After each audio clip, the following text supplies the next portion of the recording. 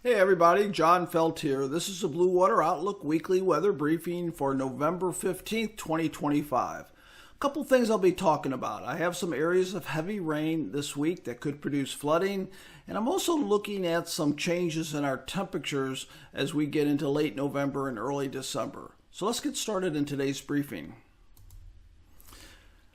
Well, first off, let's take a look at the threats assessment this week and a couple areas that I want to bring your attention to. Los Angeles and Southern California, moderate risk of excessive rain. We have this Pineapple Express feed of low-level tropical moisture right into the region.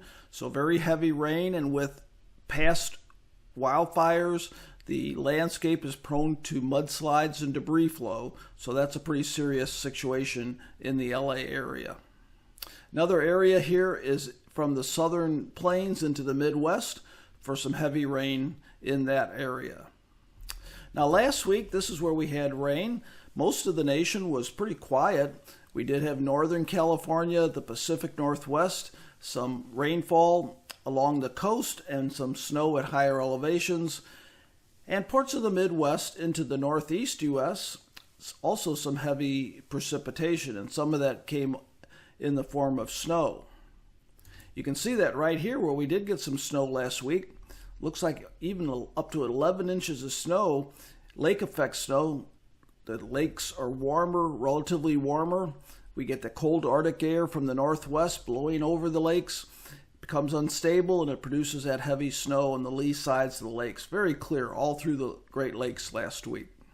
Also a little bit of snow right here in the Midwest. Now, temperatures last week, you could almost draw a line right through the center of the nation. To the east, below normal temperatures.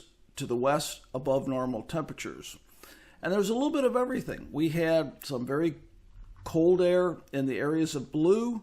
That was below 20 degrees, single digits in the purple. And we had some very mild air as well. The orange being 70s, or the brown being 70s, the orange being 80s, and the red being 90-degree weather.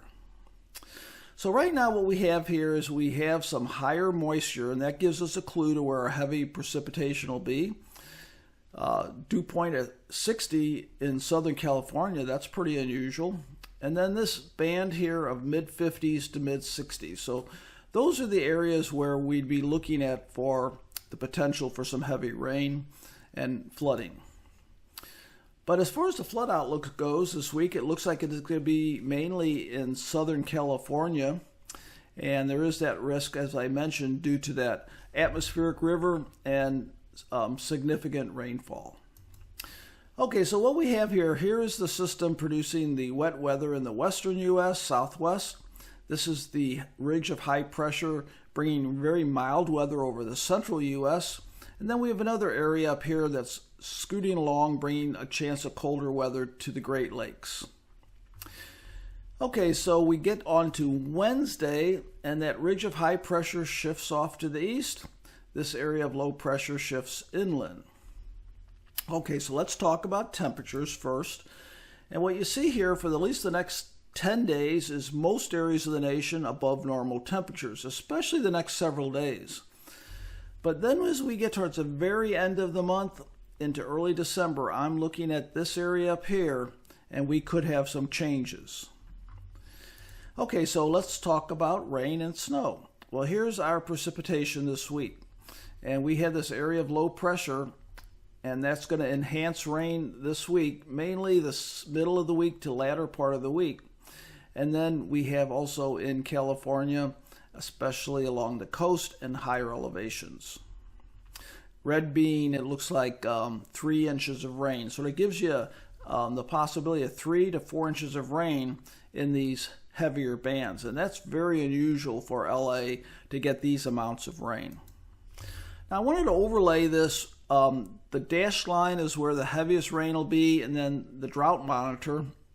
And it shows that many areas that are going to get the heavy rain are currently in drought. So this is one of these events, and it's not unusual, where there's a benefit in that this is probably going to be a significant drought buster in some areas, while at the same time it could be producing some flooding. Okay, any snow? Well, here we go. You can see that we do have some snow along the Great Lakes again, and mainly higher elevations. I wanted to go back in case you're interested in river transportation here. That rain we had over the Ohio last week, it did put some bumps in the river, but not much at all. We're still very close to low flows. And the reason why is that what it's doing, the rain we're getting, we're still recharging upper soil moisture, and not much of it's turning into runoff. Now that might change a bit with this heavier rain this week, but I still think we're just sort of gradually digging out of this situation. Okay, so let's look at the extended, because there could be some significant changes. Well, as we get into week 2, it looks like we're going to sort of reverse what we saw this past week, where cooler weather will be in the west, milder weather in the east. But look at all the green here. So we could be continuing to get a water recharge type rainfall over the southern plains into the Midwest right over the next couple weeks. And one of the things I've been monitoring, there's a lot of chatter about a weakening of the polar vortex, a displacement of the polar vortex the end of November into early December.